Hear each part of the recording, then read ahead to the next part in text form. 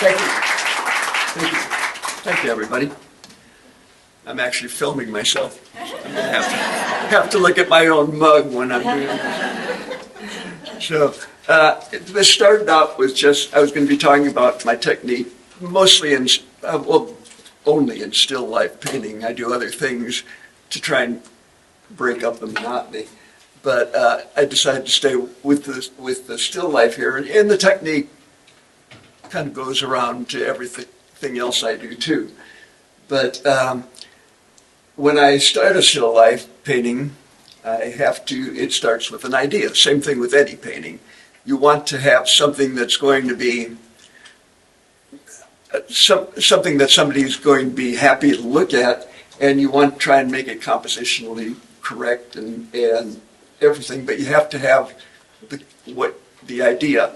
And sometimes I would start with, early on, I would start with having props, and props are like anything, vases like, or urns or whatever, and then design the painting around it. And then later on, I would get an idea, and I'd have to buy props from Amazon to make the painting right. So it's too bad that Sarah Blumenschein isn't here today, because she's like the master of still life, or I should say mistress of still life, because she seems to know the pulse of what people want to buy. People will buy things off the easel with her beautiful colors and flowers and everything. But my still lifes tend to be more of a darker tone. I've probably sold more still lifes than any of my other genre, but it's more of a matter of taste for the people. So then I need props. And this was the first still life I did a long time ago. And it's my daughter's little tea set, and also the little Chinese vase.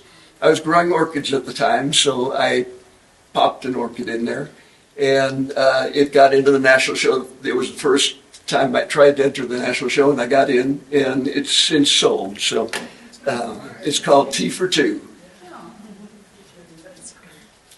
Here again, it's my daughter and son-in-law actually went to China for their honeymoon, and they just have a real affinity for the Orient. And that's my daughter's Chinese pot. I ended up inheriting all of these bric-a-bracs. I'm not normally a pot collector, so it's kind of nice that I have these things around so I could paint them. I did end up buying a fan from Amazon, and since it's past the point of legal restrictions, there was a cherry blossom tree on the west side of the Arby's parking lot on Manal. I snipped off a few branches on that. So hopefully nobody will ever find out. So. You would just remember. Now I had a skull. I don't have a real skull. I have a Ravel skull. It glows in the dark. I've had it for years.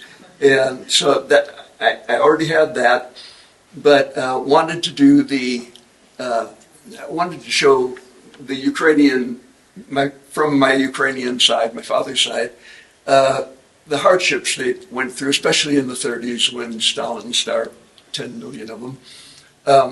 And I always loved the little Ukrainian Easter eggs. My grandmother used to bring them to me by bagfuls, like peasant ladies do this wonderful artwork. Of course, that was a long time ago. I no longer have those. So I went on Amazon and bought a Ukrainian Easter egg. And it was a $25 Easter egg. So I wished I would have saved some of the ones she brought. And I also purchased an hourglass. And the concept here was birth to death, the timeline, and then I bought colored ribbon, the bloodline, the red and blue to the skull. So here I gave my ex-wife for her birthday a kit. I put it together, a kit for a 3D viewer. We loved the old 3D views. I ended up having this too. I mean, she left everything with me. So, but I had the concept to do this, and then I thought I'd put a little globe in it, had to buy a globe, and it's called Next Stop Pompeii. The reason it is that one laying on the table is actually a 3D view of a little scene in Pompeii. So, and here are the things that I had to purchase for this, the props for these paintings. Here I had margarita glass. I'm not alcoholic, but and I had to buy a bowl and the little umbrellas and stuff too. So, and this was basically everything that I owned. I have a little Grecian urn, and the coffee maker, the gold coffee maker, is called a boriki. I have that, and the worry beads. Greeks are high-strung people, so they have to have worry beads. And I actually have two sets. The orange set is my wife's. I have a black set. And then the tea set was my daughter's. So I make baklava, but I didn't want to make a whole tray of baklava for this painting, so I actually had to go out to a grocery store and purchase baklava. And there's the black worry beads, and there's a technique to doing worry beads to keep your sanity, and the boriki. Now, I had the one Easter egg, so I wanted to do this painting, and I decided, well, I think I need two more. So that's $75 worth of Ukrainian Easter eggs, but it's worth it. I mean, I have them in my china cabinet, and they're beautiful to look at. I mean, just great little works of art.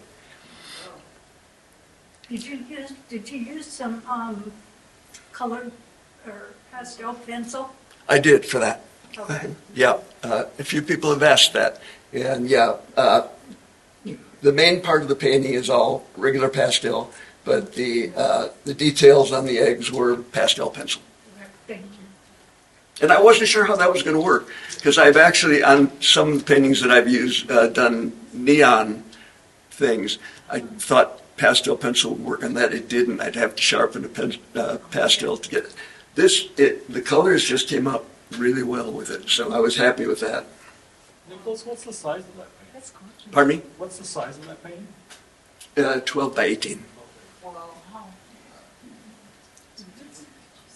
Wow. Mounting my painting surface. Maybe many of you do it this way, but I learned this from Maggie Price. Put an upside down piece of tape sticky side up on the corner, and then put one on that side to hold that side of the tape down, and make an L with the other side to hold that side, because I like to have the entire surface to work on. But always remember that, leave a quarter of an inch all the way around where the rabbit's going to hide it on the frame. But I just like having the whole surface. And then I also put a little tape loop in between the corners, because sometimes if you're working on a painting for a long time, the corners will pull up. I actually had a painting completely fall off onto my carpet one time. But so yeah, I put these little extra helps, tape loops in there. And this is what it looks like when I've got my Sennelier La Carte mounted. And then I put these little hatch marks every 2 inches. Now, some people will actually put lines through the painting to do the little puzzle pieces. I don't do that. And the reason I don't is it's easier to cover up little spots than it is to cover up lines on the painting. But I always think back to Norman Rockwell, the guy that would do maybe before your time, but he did wonderful illustrations for magazine covers, and he would take faces and kind of make them kind of awkward and gawky. And he said when people came over to his house, he would hide. This is called a balopticon. It's an old version of a projector, because he would project the images and then vary them, change the faces and everything. And he hid it because he said, I know how to draw, but it just makes it easier to do that. Well, basically, I just put these in for little reference marks to keep, to try and get my still lifes accurate, but I don't rely on them completely. I don't just take a little square and do each of the little parts of the painting. So this is how I actually set it up. And I work off of I have an iPad that I have the photograph on. And the way I do it is I drag from the left side and I make my little inch marks on the painting.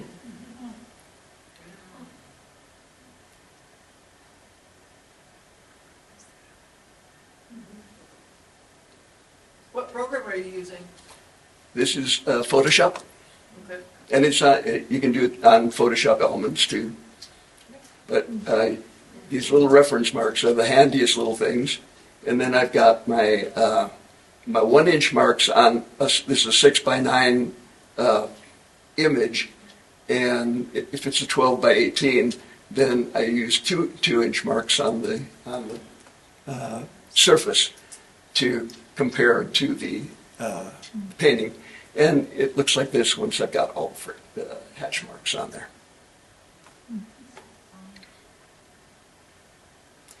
And here's how I go about doing it. I have the painting image, and I just use that, as I said, I use that as reference marks. For some reason, this is not, which is good. This one sounds like nails on the chalkboard.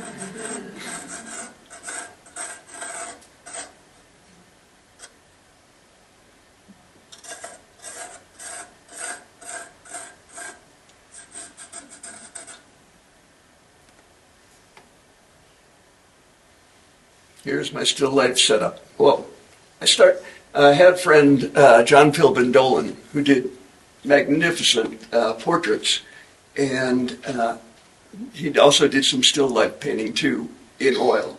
I went to his house once, and his studio, he had a really nice bookcase that he would have a shelf, and he'd set stuff up in there and, paint realistically from the bookcase. I didn't have a bookcase in my studio. I have bookcases, but not in my studio, so I decided to devise something. I have a Manhasset music stand, and I just turned it sideways, and I took a shelf from the bookshelf I have in the garage. I set it on there. I made a housing with 4 pieces of black foam core. I hot glued it together, and then it rests on the back of that stand, and the front would just hang down. So what I do is I put little push pins to hold it in place. And then this is my actual setup. I've got a gooseneck that holds my iPad on the left-hand side, the artwork in the middle, and the housing with the actual still life on the right side. And the reason that I actually take my photograph of how I want it lit, and that's what's on the iPad. And it's hard to have that same lighting on the right-hand side because I'm using my studio lights behind me, so it's the wrong lighting. But I can get the feel for what the actual image, what the actual pieces are looking like when I do it. Do you photograph at night? Do you work at night and photograph at night? I work at night. Mm-hmm. So yeah, I do have north light in my room, in my studio, but it's useless. Sometimes I start with complementary colors, not always, but in this case I did. Sometimes the complementary colors will kind of blend through when you put the actual colors on, and which is a good point because we can have like 1,000 different pastels in our set, and there's sometimes where a color like yellow, it's the different shades of yellow on, like, say, the Rembrandt set. When you get down to the darkest yellow, it's kind of green because it's basically formula black mixed with yellow. So sometimes use purple into the yellow, and it will make a good shadow color without being greenish. So same thing with red. You could put green on the red and make it a darker, deeper red without being dark, bright red. So backgrounds. Sometimes, since I do a lot of chiaroscuro, which is bring light out from the darkness in the back, I use black backgrounds. And I use Terry Ludwig's eggplant a lot. And sometimes I'll blend a little bit of color into the background. And then same thing with that one. But sometimes I'll use a fabric in the back because I love the effect of like drapery. And so it's one thing that makes for a good background sometimes too. And then an outdoor still life, and here I wanted to bring up Sarah Blumenschein. When she gave her talk once, she talked about, sometimes still lifes don't sell. It's like, so do an outdoor still life, and she's done several where she puts, a flower pot on a stone outside and has the background, and that makes it more popular for people that like the total thing. So I thought, I actually took mine to an extreme, and I called it not fit for man nor beast. So, but I was laughing when I was doing that because I was thinking of Sarah saying, "Oh yeah, outdoor still life." So. But here's an outdoor still life, and it actually started as being just on a shelf, kind of like some of my other ones. And then I decided that I wanted to make it outside, sort of like a little Oktoberfest thing. And my daughter had a little picnic table in the backyard. It's still out there. It's kind of weathered and gray. So I didn't actually set these up on there. I just photographed the picnic table and then photoshopped it into that. But the background itself, I'd gone to Pennsylvania several times for a festival that we used to perform at there, and I would always walk around in the Poconos there, and in the forest I took this photograph that I eventually wanted to use maybe for an outdoor painting, but then I decided that I'd try and use maybe some of the leaves for that for the background of this painting. So with Photoshop, I selected all the elements and got rid of all the background stuff, and then started experimenting with different leaves in the background from that tree. Different settings there, and there were different points, and I finally settled on this one, and that's the way the painting was done. So, but it's like, there's lots of options, and there's probably never a perfect one, but sometimes it comes out well. So, and this was I decided to use bubbles in the background. It was an homage to my little granddaughter who just loves to blow bubbles outside. So it was called Bank on It, and I had the idea of having a gumball machine, and kind of an ancient-looking gumball machine. I ended up having to buy it from eBay, and I had the monkey bank. If you back to the props again, I had the monkey bank. It was my wife's from when she was young, I guess. Again, I inherited it, and this is the little monkey bank. You put the little penny in its mouth, and then it drops it in. She got an antique roadshow. Make a fortune off pennies. Now it'll take dimes though after the pennies are gone. Inflation. And so I bought the gumball machine, and I bought the little Chicago. Only two images in a painting aren't going to work very well, so I bought the little Chicago Cubs bank too, and this is called Bank on It is my painting. But I needed gumballs for it, so I went on Amazon, and there's one that says it fills the gumball machine. Well, I only used half of them in the gumball machine. This thing is like $17 worth of gumballs, but I wanted to get the double bubble because I was raised on double bubble, and and I knew they were American made, so I liked that. So I got this humongous bag of gumballs filled with what I needed. But I happened to notice when I was at one of the Masterworks meetings at Barbara Lubeck's house that she had a standing gumball machine. And so I gave her all the rest of it.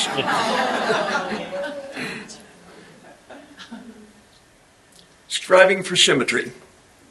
Now, what I used to do back in the day was I would take tracing paper on, say, a bottle or a vase or a pitcher or something like that, and kind of trace it, and then kind of flip it over and see if, because sometimes it looks symmetrical to you, but it's not very. So this is a Photoshop technique that I've used.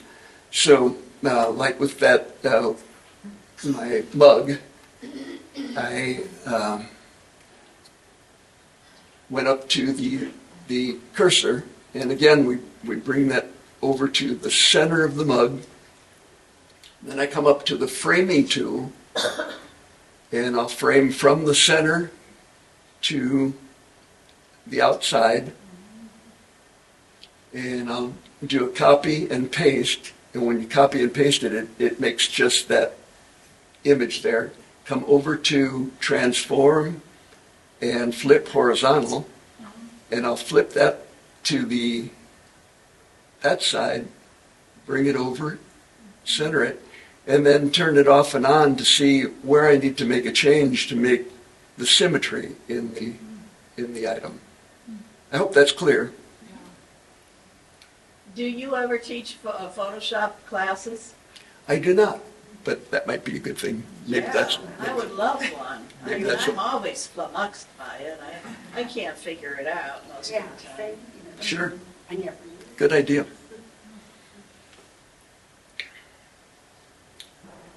Painting or photograph, when you paint realistically, and I'm not a photorealist, I'm sort of a, realistic, but not like perfectly photorealistic. But some people say, well, why not just take a photograph? And a friend of mine said that I'm pretty brave to do this, but I'm going to show you my photographs compared to the paintings. Seems like you can imbue a little magic into it when you make a painting from a photograph. Here, I was raising orchids, or not raising, but I had orchids in my house, and this one was kind of deformed, so I ended up, enhancing it. But then here, again, it's like you can do more with a painting than photograph, and even photoshopping it, you can't make it quite as beautiful as what you hopefully can do with a painting. Here we are with my baklava again. And then, as I said, it's like hopefully you can imbue some magic in it.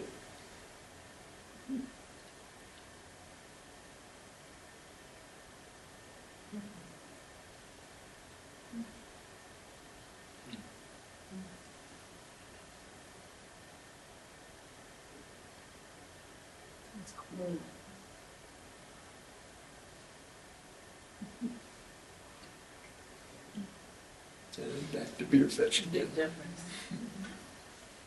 And then we'll go through a couple of progressions here. I started doing progressions. My sister was curious as to how I go about making a painting, and so one day I actually started taking progressive photographs. So I have a few that I'll just show here, just to show how I begin and go through a painting process for a painting. So start out with, on my Sommelier, I usually use like maybe 3 colors of pastel pencil to make sort of photographic, light, medium, and dark. Then I start to enhance it. Bring in some more detail.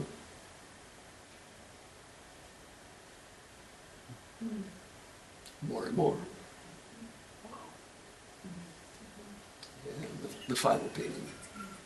Well, you covered up the grill marks. Pardon me? You covered up the grill marks. Really?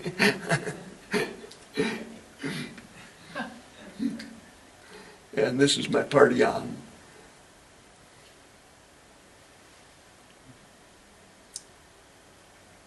That bowl I use is a Nambe bowl. It's beautiful. It's copper with some greenish stuff in the bottom. It's really nice.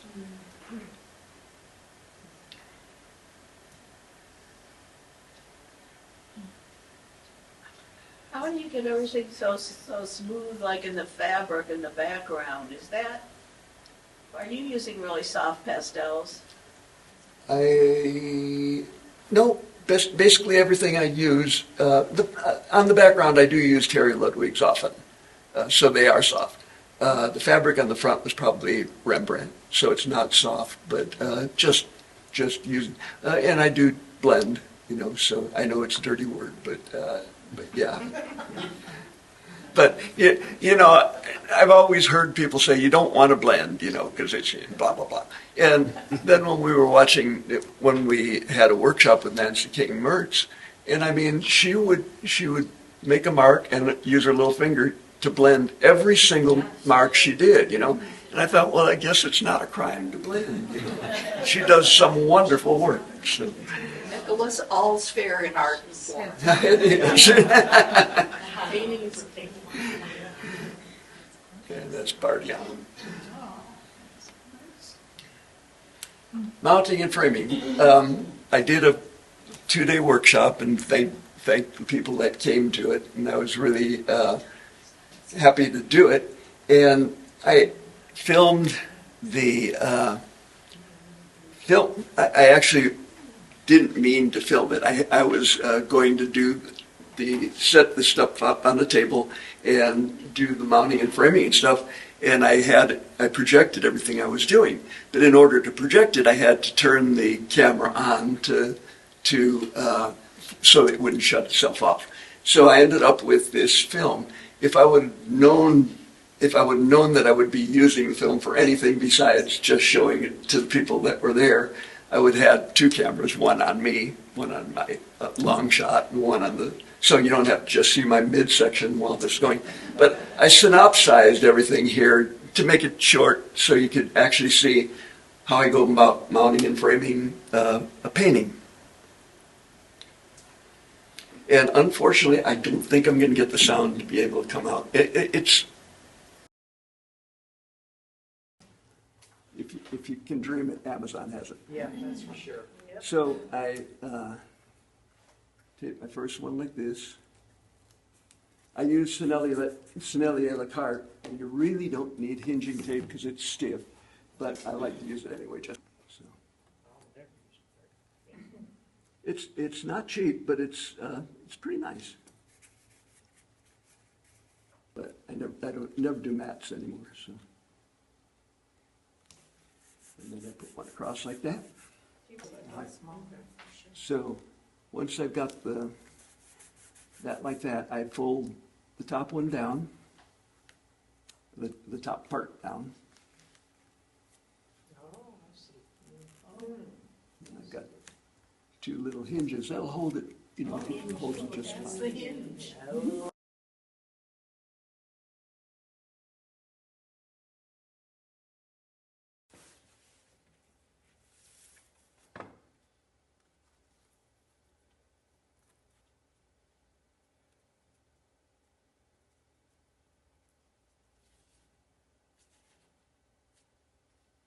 Press with the tape.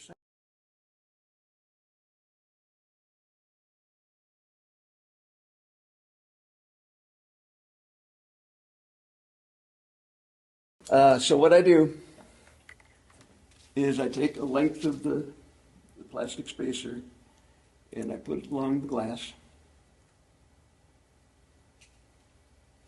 And I come over to the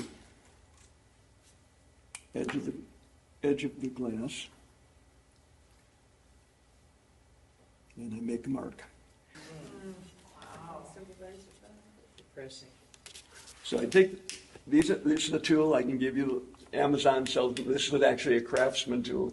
Sears is no longer in business, but other people make this. It's actually a tubing cutter, and it's got like a razor blade. It is great for doing this.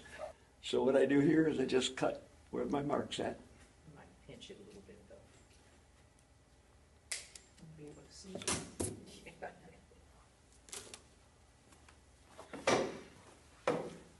I did not clean the glass before I did this, because I figure I'll put this on. Sometimes I'll have fingerprints after I put stuff in.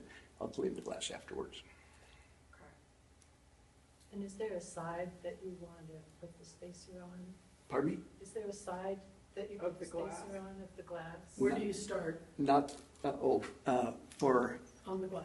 for anything, for all painting, since this is adhesive, and people say sometimes adhesives will fail after years and years. I've never had one fail. But what I do is the top and the bottom I do first, okay? And then I'll measure the sides, because then the sides are braced by the top.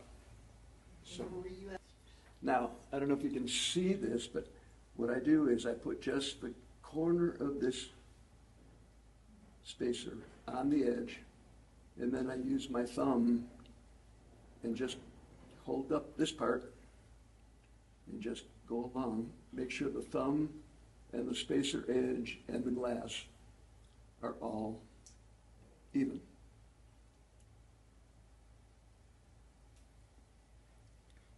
And if you let the side drop, it sometimes will drop where it shouldn't.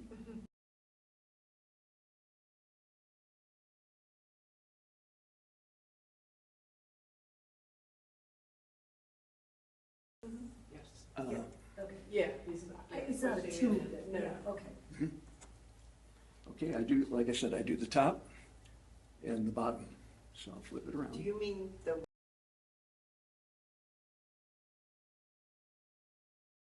Here. I think we're okay.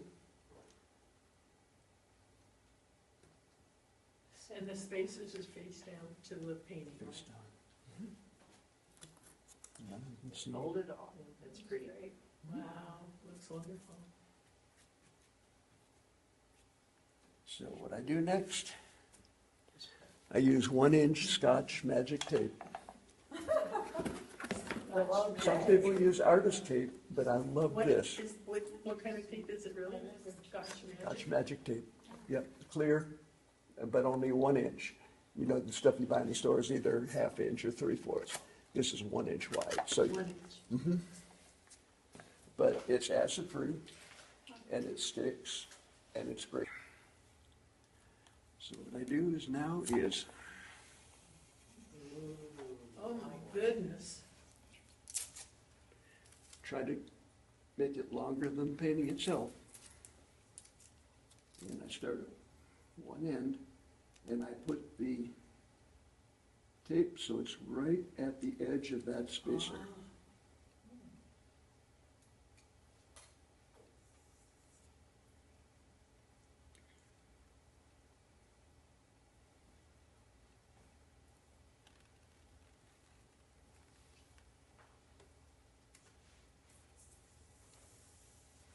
Okay, I don't know if you see that. Yep, yes, you see Uh, it perfectly. Pray tell, why do I make it wider? Okay, now I fold it down. And I fold it under the foam core. Make sure it sticks nicely there. And I you take- said some folks use artist tape. Some but folks you use- found this to be, I don't like artist tape, because artist tape is the stuff that I use there, and I sometimes know. it just doesn't. I know. This, when I've had to pull it apart because it's hard to get this stuff off, and it just Okay. works, yeah. So, Interesting. okay, the ends now, I fold it, and I try to fold it down a little bit because you don't want it to stick out too much on there. And then fold that over. And you are sealing it, that's why you're doing this. Right. It's hermetically sealed. I've never heard that. And each time I'll have that little extra, and it'll fold over. So it's all, when you're done, there's nothing there's no air that's going to get inside there. I speeded this up so it wouldn't be as boring. Frame Tech uses, on some of their frames, they have these little slots and they send these clips out. Otherwise, I'll use other types of nails and everything.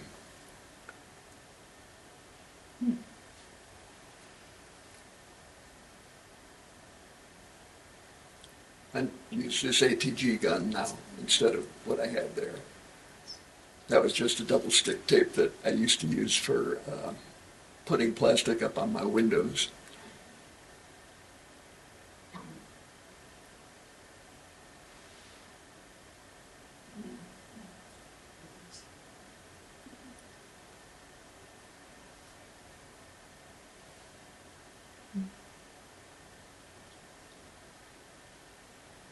Now, cutting the paper off the edges, I came up, just before I did the workshop, I learned that there was this Logan paper trimmer that works really well. So, dust cover trimmer it's called. I'll show a picture of it. But yeah, really works great. Okay, so.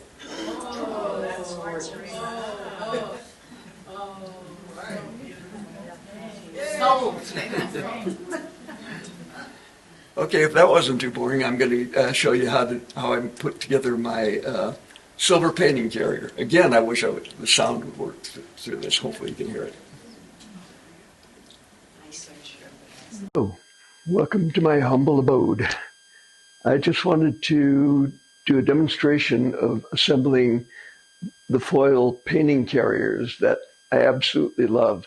The original idea, of course, was not mine.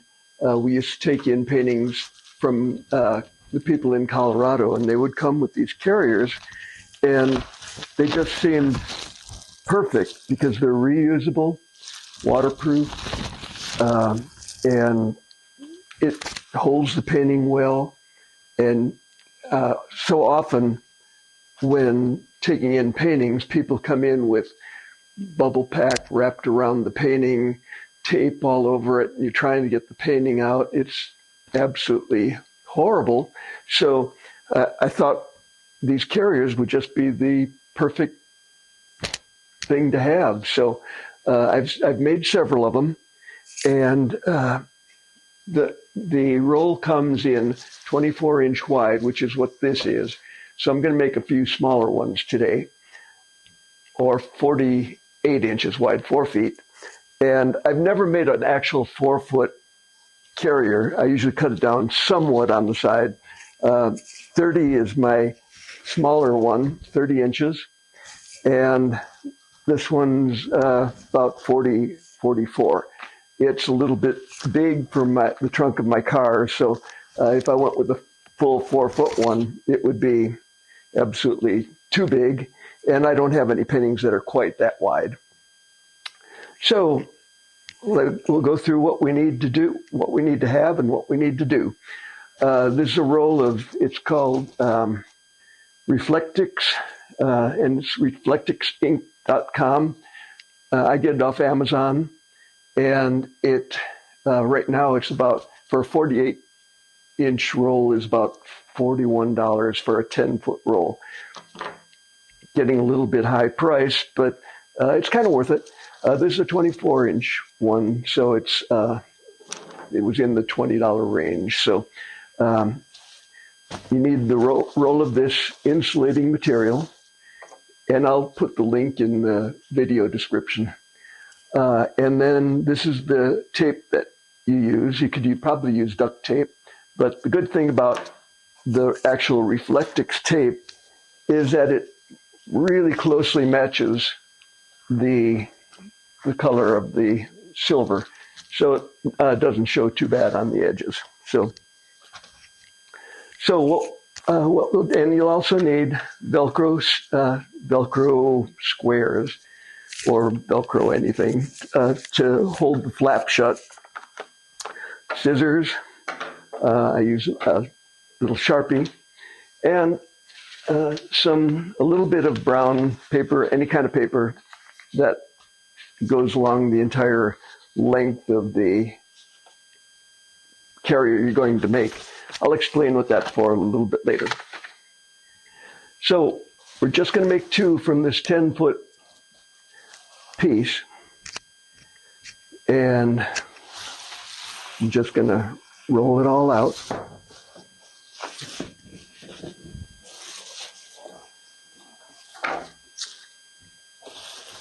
And I'm going to fold it in half.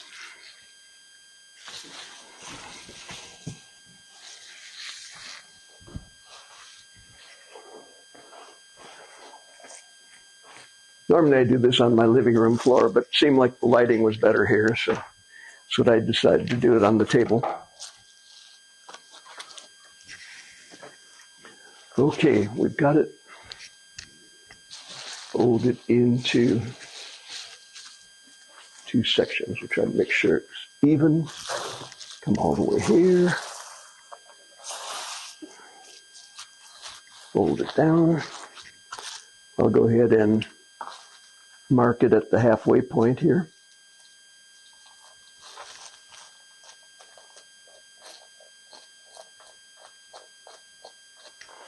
Okay.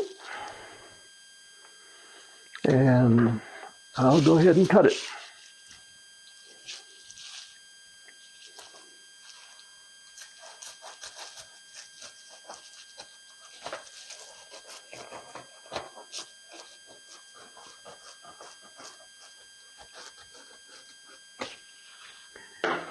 Okay. Now we've got the makings of 2 painting carriers. Okay, we've got our 2 pieces that are 5 feet long. What I'll do is I'll fold the bottom of this one up to about 4 inches from the top. I like a 4-inch flap on my carriers. So measure 4 inches. That looks good. I'll go ahead and mark that. And then I'll fold this down .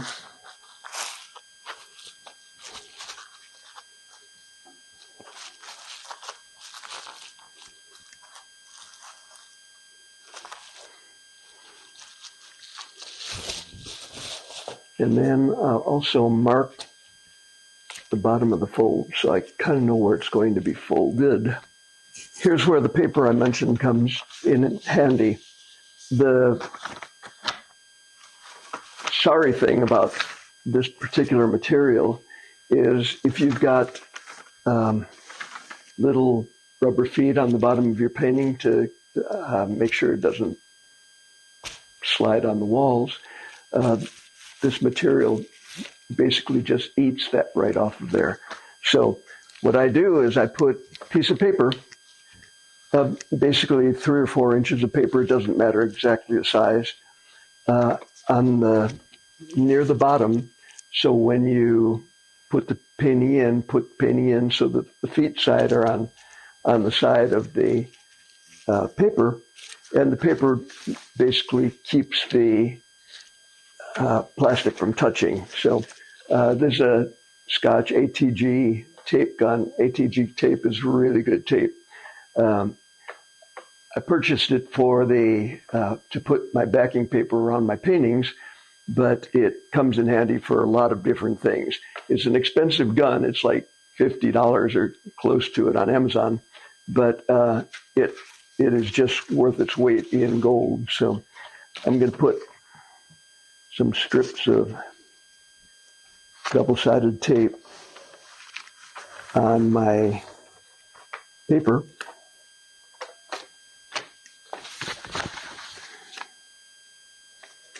Takes a little getting used to use this gun, but it sure does work nicely.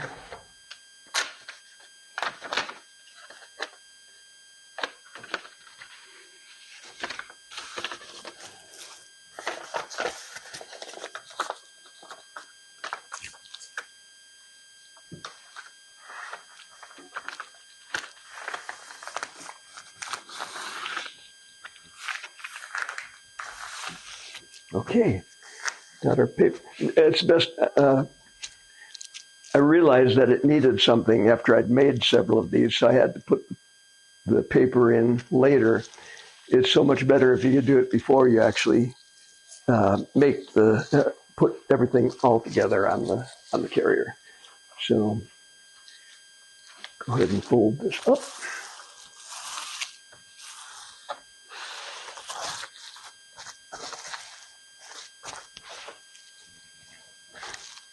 And the hard part is removing the backing from the adhesive of this tape.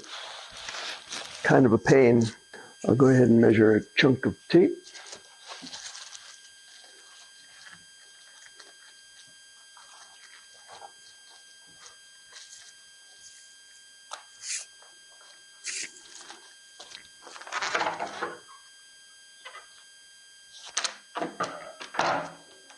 And I'll remove the backing from the adhesive, which is, like I said, kind of the hard part sometimes.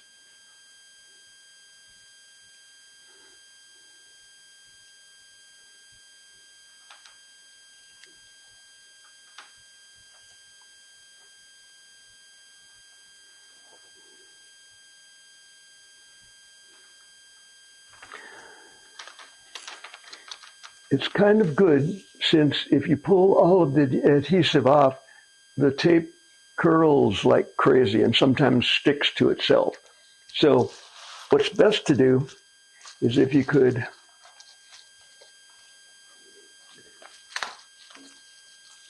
lay the tape on there a little at a time.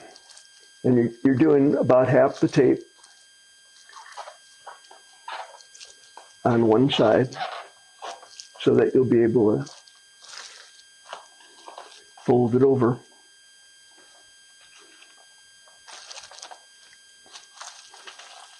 And you always want the fold of the insulation to be on the bottom. Knowing that the fold is there, you know it will never pull away. It'll never separate and drop your painting out the bottom. So make sure that the fold is always on the bottom. Okay, I've stuck that down. Now I'll flip this over.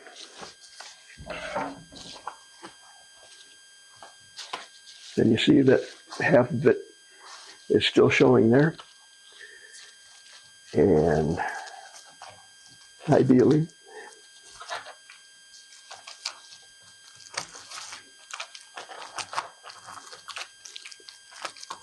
fold over the other side.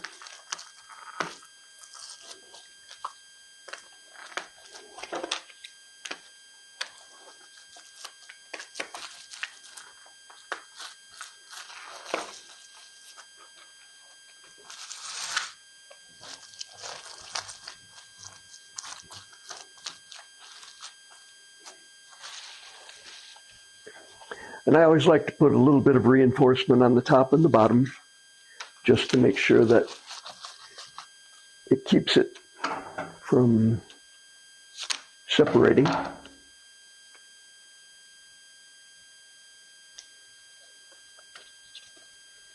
Again, if you could let it come out slowly so it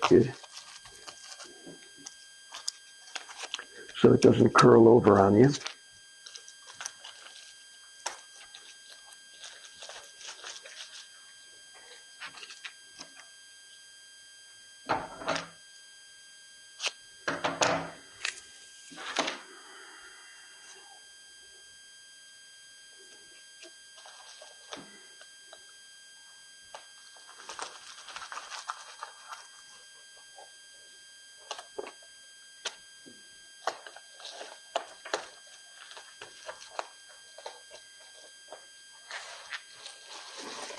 And tape the other side the same way. I won't bore you with the whole process because I'm just going to do the taping.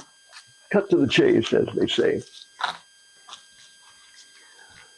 Okay, once you've got everything taped to your satisfaction, then what you need to do is measure to the center. Okay, we're at 24 inches, so 12 inches will be the center.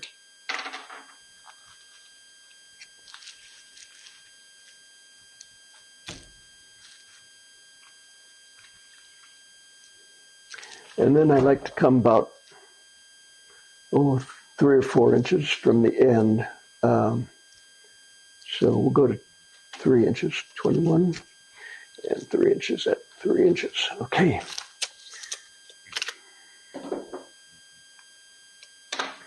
We'll get our handy dandy Velcro pieces, and I like to put the hook side on the top of the flap. Press it down. Hook side in the center, basically at the same point. And the hook side at the 3-inch point.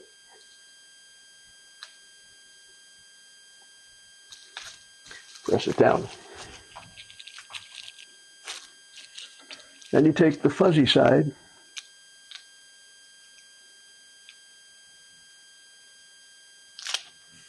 and lay it right on top of the hook side. Sticky side out.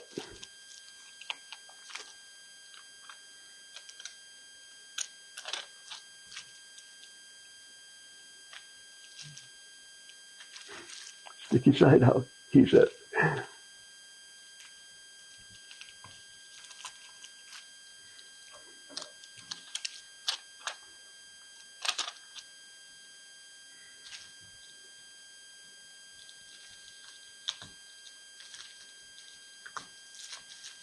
Then fold the flap over.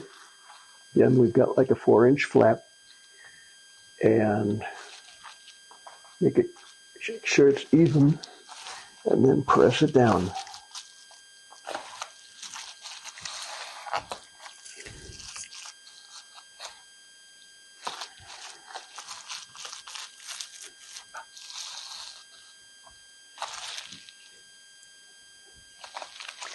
Usually give it a little bit of time.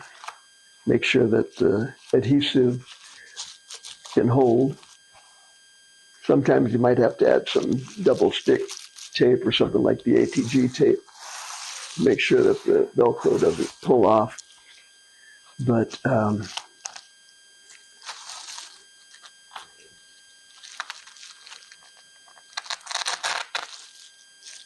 you can pull it off to show you what it looks like. And that's where it'll be. So you've got a nice little carrier, and with Velcro strips. And this one, since 24 inches wide, it's probably good for taller paintings that will be not as wide or whatever. So it'll fit one of my 16 by 16 inch paintings. So that's what it is to put it all together. It's not hard, but a little tedious. But I'll have 2 of them made, and I plan to give one away during this meeting. So thank you all for watching. Thank you all.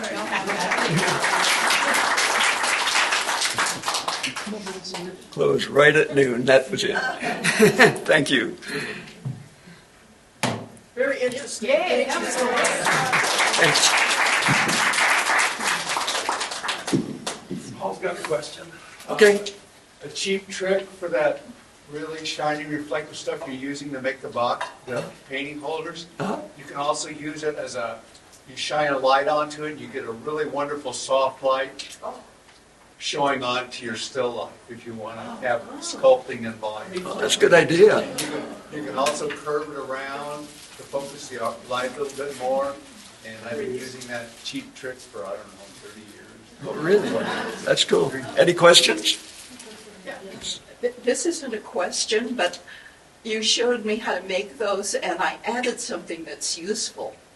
I cut a little oblong of clear plastic, and then put clear postage tape around it on 3 sides, and that makes a transparent pocket. So I can write the name of the painting and any of the necessary details on a card and That's slip great. it into that.